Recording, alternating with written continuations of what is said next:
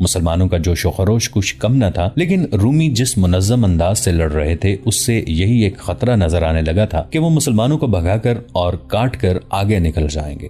زرار رضی اللہ عنہ کو خالد رضی اللہ عنہ نے جس حرکت سے منع کیا تھا انہوں نے وہی حرکت کی۔ پہلے تو وہ منظم طور پر رومیوں پر حملے کراتے رہے، لیکن دیکھا کہ رومی پیچھے ہٹنے کے بجائے چڑھے آ رہے ہیں تو زرار رضی اللہ عنہ جوش میں آ گئے اور چند ایک مجاہدین کو ساتھ لے کر رومیوں پر ٹوٹ پڑے۔ انہوں نے اپنی مخصوص جرأت اور شجاعت کا مظاہرہ کیا اور جو رومی ان کے سامنے آیا وہ کٹ کر گرا اور اس طرح وہ اندھا دھند بہت آگے نکل گئے۔ یہ ہے برہنہ جنگجو، کسی رومی نے نعرہ لگایا۔ یہ کوئی سالار ہو سکتا تھا۔ اس نے للکار کر کہا، گھیرے میں لے لو اسے، زندہ پکڑو۔ زرار نیم برہنہ ہو کر لڑنے اور دشمن کو ہر میدان میں حیران کن نقصان پہنچانے میں اتنے مشہور ہو گئے تھے کہ انطاکیہ تک ان کی شجاعت کے چرچے پہنچ گئے تھے۔ رومیوں نے اس نیم برہنہ جنگجو کو پہچان لیا۔ زرار رضی اللہ عنہ کے دائیں بازو میں ایک تیر لگ چکا تھا۔ مورخوں نے لکھا ہے کہ زرار کے جسم پر 2 زخم اور بھی تھے۔ بہرحال ان کے بازو میں تیر اترنے پر سب متفق ہیں۔ زرار رضی اللہ عنہ نے تیر کھینچ کر بازو سے نکال پھینکا۔ تیر نکالنا بڑا ہی اذیت ناک ہوتا ہے، وہاں سے گوشت باہر نکل آتا ہے، لیکن زرار رضی اللہ عنہ بن الازور عاشق رسول تھے۔ وہ تو جیسے اپنے جسم اور اپنی جان سے دستبردار ہو گئے تھے۔ یہ تیر اور تلواریں تو جیسے ان کا کچھ بگاڑ ہی نہیں سکتی تھیں۔ رومیوں کا تیر کھا کر انہوں نے تیر یوں نکال پھینکا جیسے ایک کانٹا نکال کر پھینکا ہو۔ ان کا دایاں ہاتھ تلوار کو مضبوطے سے تھامے رہا اور رومی کٹتے اور گرتے رہے۔ رومی انہیں زندہ پکڑنے کا تہیہ کر چکے تھے۔ انہوں نے زرار رضی اللہ عنہ کے آدمیوں کو جو ان کے ساتھ آگے نکل گئے تھے بکھیر کر الگ الگ کر دیا اور زرار رضی اللہ عنہ کو گھیرے میں لے لیا۔ اس موقع پر انہیں 1 یا 2 زخم آئے۔ آخر کئی رومیوں نے مل کر انہیں پکڑ لیا اور انہیں باندھ لیا۔ رومی بلند آواز سے چلانے لگے، مسلمانوں، تمہارا سالار ہمارا قیدی ہو گیا ہے۔ ہم نے تمہارے ننگے سالار کو پکڑ لیا ہے۔ ہم شاہ ہرقل کو تحفہ دیں گے۔ رومیوں کی للکار بلند ہوتی جا رہی تھی۔ وہ ٹھیک کہتے تھے۔ شہنشاہ ہرقل کے لیے زرار رضی اللہ عنہ سے بڑھ کر کوئی اور اچھا تحفہ نہیں ہو سکتا تھا۔ ان کے زخموں سے خون بڑی تیزی سے بہا جا رہا تھا، جس سے یہ خطرہ پیدا ہو گیا کہ وہ ہرقل تک زندہ نہیں پہنچ سکیں گے۔ رومیوں نے ان کی مرہم پٹی کر دی۔ اس دور کی جنگوں میں فوجیں یوں بھی شکست کھا جاتی تھیں کہ سپہ سالار مارا گیا، پرچم گر پڑا اور پوری کی پوری فوج بھاگ اٹھی۔ لیکن مسلمانوں کا معاملہ اس کے برعکس تھا۔ زرار جیسا سالار پکڑا گیا تو دشمن کی یہ للکار سن کر کہ اس نے ان کے سالار کو پکڑ لیا ہے، مسلمانوں نے حملوں کی شدت میں اضافہ کر دیا۔ وہ لپکتے ہوئے شعلے اور گرجتی ہوئی بجلیاں بن گئے۔ رافع بن عمیرہ رضی اللہ عنہ زرار رضی اللہ عنہ کے نائب سالار تھے۔ انہوں نے گرج کر اعلان کیا کہ اب کمان ان کے ہاتھ میں ہے۔ انہوں نے سامنے سے رومیوں پر حملے کرائے، خود بھی حملوں کی قیادت کی اور دشمن کی صفوں کو توڑ کر آگے جانے کی کوشش کی، لیکن رومیوں کی صفیں مل کر بڑی مضبوط دیوار بن گئی تھیں۔ رافع زرار رضی اللہ عنہ کو رہا کرانے کی کوشش میں تھے، لیکن ان کی کوشش کامیاب نہیں ہو رہی تھی۔ مسلمان اپنے سالار کو دشمن سے چھڑانے کے لیے جان کی بازی لگائے ہوئے تھے۔ دوپہر سے ذرا بعد کا وقت تھا۔ خالد رضی اللہ عنہ دمشق کے ارد گرد گھوم پھر کر جائزہ لے رہے تھے کہ دیوار کہیں سے توڑی جا سکتی ہے یا نہیں۔ 2 سالار ان کے ساتھ تھے۔ خدا کی قسم دمشق ہمارا ہے، خالد رضی اللہ عنہ نے کہا۔ رومیوں کو کمک نہیں مل سکتی، زرار اور رافع ان کی کمک کو بھگا چکے ہوں گے۔ خالد رضی اللہ عنہ چپ ہو گئے۔ ایک گھڑ سوار ان کی طرف بڑا تیز آ رہا تھا۔ قاصد معلوم ہوتا ہے، خالد رضی اللہ عنہ نے کہا اور گھوڑے کو ایڑ لگا کر اس طرف بڑھے۔ سالار اعلیٰ، گھڑ سوار نے گھوڑا ان کے قریب روک کر کہا، رومیوں نے زرار بن الازور کو پکڑ لیا ہے، ابن عمیرہ نے ان کی جگہ لے لی ہے۔ انہوں نے ابن الازور کو رہا کرانے کی بہت کوشش کی ہے، لیکن رومیوں کی تعداد اتنی زیادہ ہے کہ ہم ناکام ہو گئے ہیں۔ ابن عمیرہ نے مجھے اس پیغام کے ساتھ بھیجا ہے کہ کمک کے بغیر ہم رومیوں کو نہیں روک سکیں گے۔ کیا میں نے اسے منع نہیں کیا تھا کہ اپنے آپ کو قابو میں رکھنا؟ خالد رضی اللہ عنہ نے برہم سا ہو کر کہا، رومی ہمارے اتنے قیمتی سالار کو نہیں لے جا سکتے۔ خالد رضی اللہ عنہ نے تمام سالاروں کو بلایا اور انہیں زرار رضی اللہ عنہ کی گرفتاری اور بیت اللحیہ میں رومیوں کے سامنے مسلمانوں کی کمزور حالت کے متعلق بتایا۔ میں خود ابن عمیرہ کی مدد کے لیے جانا چاہتا ہوں، خالد رضی اللہ عنہ نے کہا، لیکن محاصرہ کمزور ہو جائے گا، رومی باہر آ کر تم پر حملہ کر دیں گے، ہماری نفری پہلے ہی کم رہ گئی ہے، اگر میں نہیں جاتا اور میں کمک نہیں بھیجتا تو ہمارے 5-6 ہزار سوار مارے جائیں گے اور رومیوں کی کمک سیدھی یہاں آ کر ہلہ بول دے گی۔ بتا سکتے ہو مجھے کیا کرنا چاہیے؟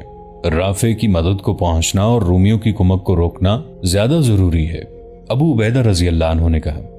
ابن الولید، تو سمجھتا ہے کہ تیرا جانا ضروری ہے تو ابھی چلا جا، ہمیں اور دمشق کے محاصرے کو اللہ پر چھوڑ۔ رومیوں کو باہر آ کر حملہ کرنے دے، وہ زندہ اندر نہیں جا سکیں گے۔ دوسرے سالاروں نے ابو عبیدہ رضی اللہ عنہ کی تائید کر کے خالد رضی اللہ عنہ کو یقین دلایا کہ ان کی نفری کم ہو گئی تو بھی وہ محاصرے کو درہم برہم نہیں ہونے دیں گے۔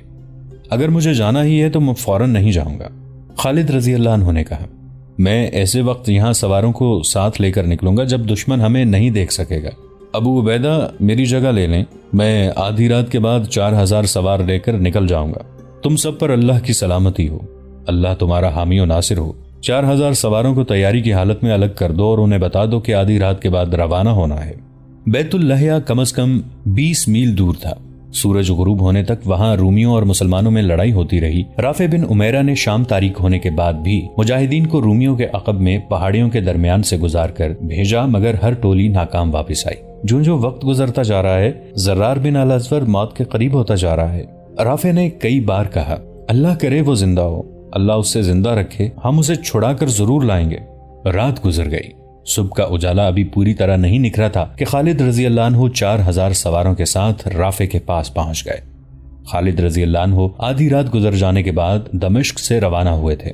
انہوں نے 4000 سواروں کو شام کے بعد خاموشی سے محاصرے سے ہٹا کر پیچھے کرنا شروع کر دیا تھا اور سوار پیچھے جا کر اکٹھے ہوتے جا رہے تھے۔ یہ جگہ دمشق سے ذرا دور تھی۔ خالد رضی اللہ عنہ انہیں ساتھ لے کر روانہ ہوئے تو شہر میں محصور رومیوں کو خبر تک نہ ہوئی۔ خالد رضی اللہ عنہ اور ان کے سوار دستے کو دیکھ کر رافع اور ان کے سواروں نے نعرے لگانے شروع کر دیے۔ خالد رضی اللہ عنہ نے بڑی تیزی سے دشمن کا اور رافع کے سواروں کا جائزہ لیا اور دونوں دستوں کو ضرورت کے مطابق ترتیب میں کر کے حملے کا حکم دے دیا۔ حملہ ابھی شروع نہیں ہوا تھا کہ ایک گھڑ سوار مسلمانوں کی صفوں سے نکلا اور گھوڑا سر پٹ دوڑاتا خالد رضی اللہ عنہ سے بھی آگے نکل گیا۔ اس کے ایک ہاتھ میں تلوار اور دوسرے میں برچی تھی۔ خالد رضی اللہ عنہ کو اس پر غصہ آیا اور انہوں نے چلا کر اسے پکارا، لیکن وہ رومیوں کی اگلی صف تک پہنچ چکا تھا۔ جسم کے لحاظ سے وہ موٹا تازہ نہیں تھا، اس کے سر پر سبز رنگ کا امامہ تھا اور اس نے اپنا چہرہ ایک کپڑا باندھ کر چھپایا ہوا تھا، اس کی صرف آنکھیں نظر آتی تھیں۔ یہ خالد ہیں، رافع بن عمیرہ نے کہا۔ ایسی جرت خالد کے سوا کوئی نہیں کر سکتا۔ رافع ایک پہلو پر تھے جہاں سے خالد رضی اللہ عنہ نظر نہیں آتے تھے۔ خالد رضی اللہ عنہ نے حملہ روک لیا اور وہ رافع کے پاس گئے۔ رافع انہیں دیکھ کر حیران ہوئے۔ ابن الولید، رافع نے خالد رضی اللہ عنہ سے کہا، اگر وہ تو نہیں جو رومیوں پر اکیلا ٹوٹ پڑا ہے تو وہ کون تھا؟ میں یہی تجھ سے پوچھنے آیا ہوں، خالد رضی اللہ عنہ نے کہا۔ میں نے ابن الاسور کو اسی حرکت سے روکا تھا۔ وہ دیکھ ابن الولید، رافع نے کہا، وہ جو کوئی بھی ہے ذرا دیکھ۔ وہ جو کوئی بھی تھا مسلمانوں کو بھی اور رومیوں کو بھی حیران کر رہا تھا۔ جو رومی اس کے سامنے آتا تھا وہ اس کی برچھی یا تلوار کا شکار ہو جاتا تھا۔ یہ سوار کہیں رکتا نہیں تھا، ایک ہاتھ میں تلوار اور دوسرے ہاتھ میں برچھی ہونے کے باوجود اس نے گھوڑے کو اپنے قابو میں رکھا ہوا تھا۔ ایک رومی کو گرا کر وہ دور چلا جاتا، کوئی اس کے تعاقب میں جاتا تو یہ سوار یکلخت گھوڑے کو روک کر یا گھما کر اپنے تعاقب میں آنے والے کو ختم کر دیتا۔ خالد رضی اللہ عنہ بھی مورخوں کی تحریر کے مطابق دم بخود ہو گئے تھے۔ ایک بار وہ رومیوں کو گرا کر اس نے گھوڑا دور سے موڑا تو خالد رضی اللہ عنہ کے قریب سے گزرا۔ خالد رضی اللہ عنہ نے چلا کر اسے رکنے کو کہا، لیکن سوار نہ رکا۔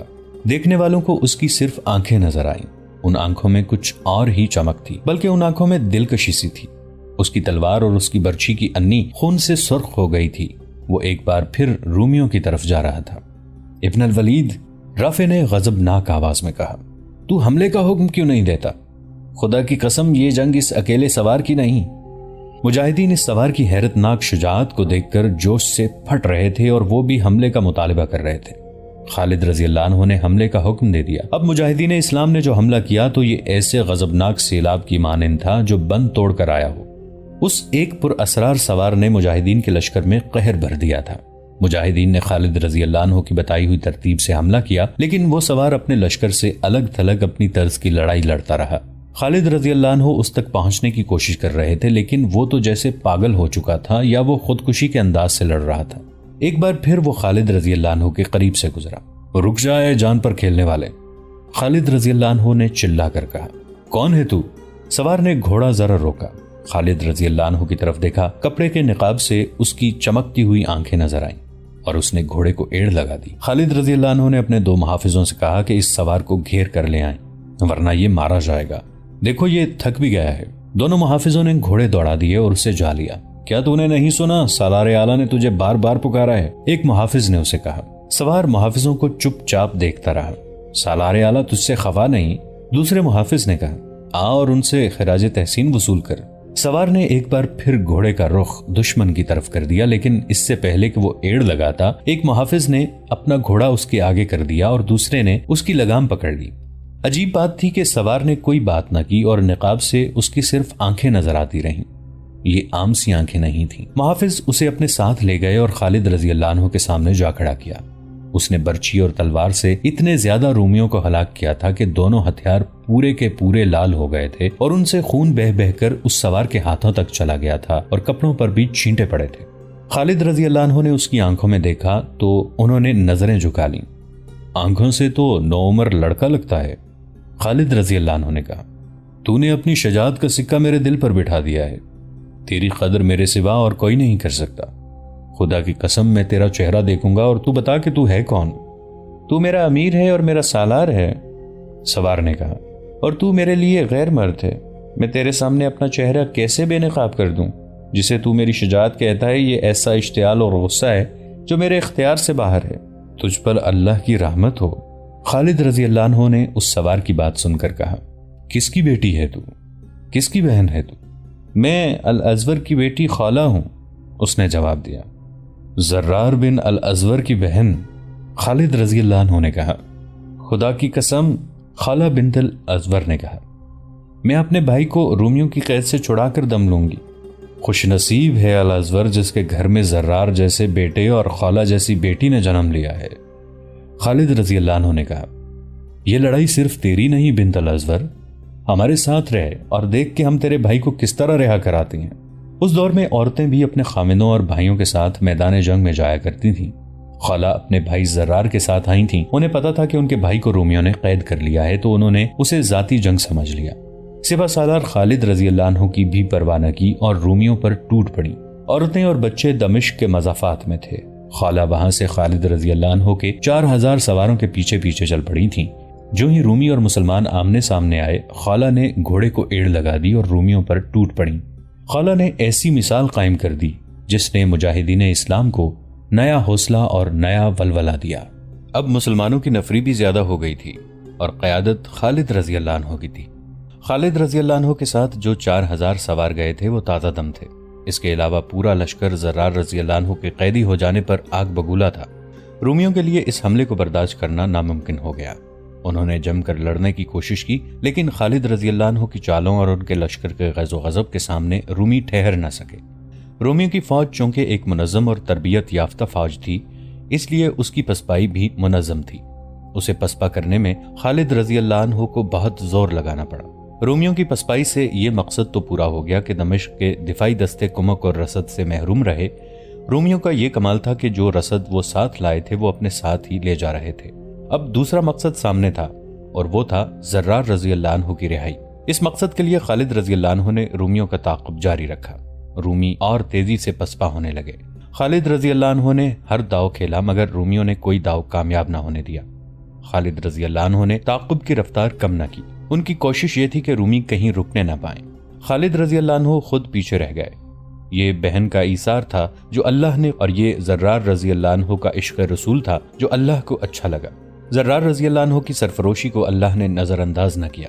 پتہ چلا کہ زرار رومیوں کی قید میں زندہ ہیں۔ یہ خبر دینے والے 2 عربی تھے جو اس علاقے میں آ کر آباد ہوئے تھے۔ خالد رضی اللہ عنہ کے 2-4 سوار چھوٹی سی ایک بستی کے قریب سے گزرتے رک گئے۔ وہ پانی پینا چاہتے تھے۔ بستی کے لوگ اس خیال سے خوف زدہ ہو گئے کہ یہ فاتح فوج کے آدمی ہیں، اس لیے یہ لوٹ مار کریں گے اور جوان لڑکیوں پر ہاتھ ڈالیں گے۔ آبادی میں ہڑبانگ سی مچ گئی۔ 2 آدمی مسلمان سواروں کے پاس آئے۔ ہم بھی عرب کے باشندے ہیں، انہوں نے سواروں سے کہا۔ ہم مسلمان تو نہیں، پھر بھی عرب کی مٹی کا واسطہ دے کر کہتے ہیں کہ ہماری خاطر اس بستی پر ہاتھ نہ اٹھائیں۔ تم نہ بھی کہتے تو ہم اس بستی کی طرف دیکھنا بھی گوارا نہ کرتے، ایک مسلمان سوار نے کہا۔ ان لوگوں سے کہہ دو کہ ہم سے نہ ڈریں، ہم تم سب کے محافظ ہیں، ہم پانی پی کر چلے جائیں گے۔ دونوں عربوں نے بستی کے لوگوں سے کہا کہ وہ ڈریں نہیں اور اپنے گھروں میں رہیں۔ ان عربوں نے سواروں کو اور ان کے گھوڑوں کو پانی پلایا اور اس دوران وہ سواروں کے ساتھ باتیں بھی کرتے رہے۔ باتوں باتوں میں ان عربوں نے سواروں کو بتایا کہ ایک گھوڑے پر رومیوں نے ایک آدمی کو باندھ رکھا تھا۔ اس کا سر ننگا تھا اور اس کی قمیص بھی نہیں تھی اور اس کے ایک بازو پر پٹیاں بندھی ہوئی تھیں۔ اسے انہوں نے یہاں پانی پلانے کے لیے روکا تھا۔ ایک عرب نے بتایا۔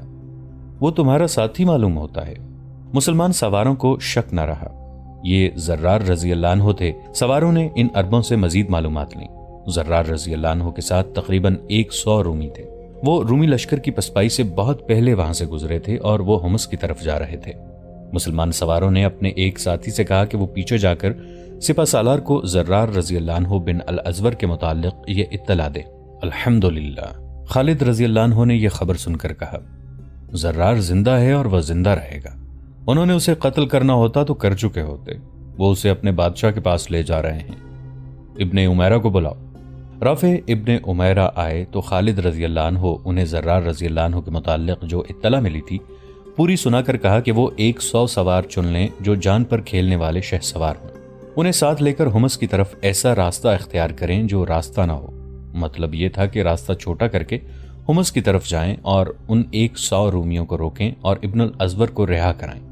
رافع جب سواروں کا انتخاب کر رہے تھے تو زرار رضی اللہ عنہ کی بہن کو پتہ چل گیا کہ رافع زرار کو آزاد کرانے کے لیے جا رہے ہیں۔ وہ رافع کے پاس دوڑتی گئیں اور کہنے لگیں کہ وہ بھی ان کے ساتھ جائیں گی۔ نہیں بنت الازور، رافع رضی اللہ عنہ نے کہا، خدا کی قسم جو کام ہمارا ہے وہ ہم ایک عورت سے نہیں کرائیں گے۔ تجھے تیرا بھائی چاہیے، وہ تمہیں مل جائے گا، نہیں ملے گا تو ہم بھی واپس نہیں آئیں گے۔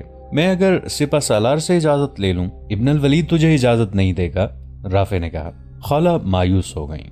رافع چنے ہوئے 100 سواروں کے ساتھ بڑی عجلت سے روانہ ہو گئے۔ انہوں نے حمص کی طرف جانے والے راستے کا اندازہ کر لیا تھا۔ وہ اس راستے سے دور دور تیز رفتار گھوڑے دوڑاتے گئے۔ وہ زیادہ دور نہیں گئے ہوں گے کہ ایک طرف سے ایک گھوڑا سرپٹ دوڑتا نظر آ رہا۔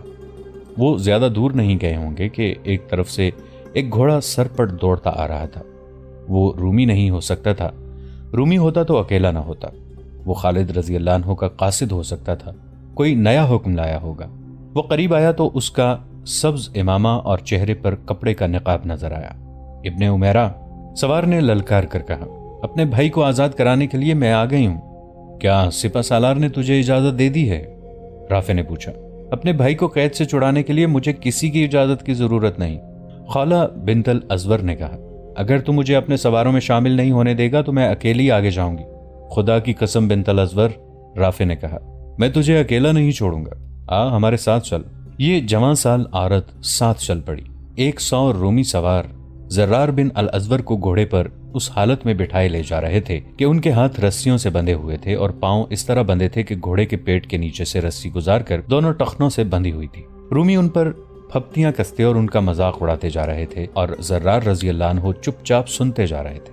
ایک جگہ راستہ نشیب میں چلا جاتا تھا، اس کے دائیں بائیں علاقہ کھنڈروں کا تھا۔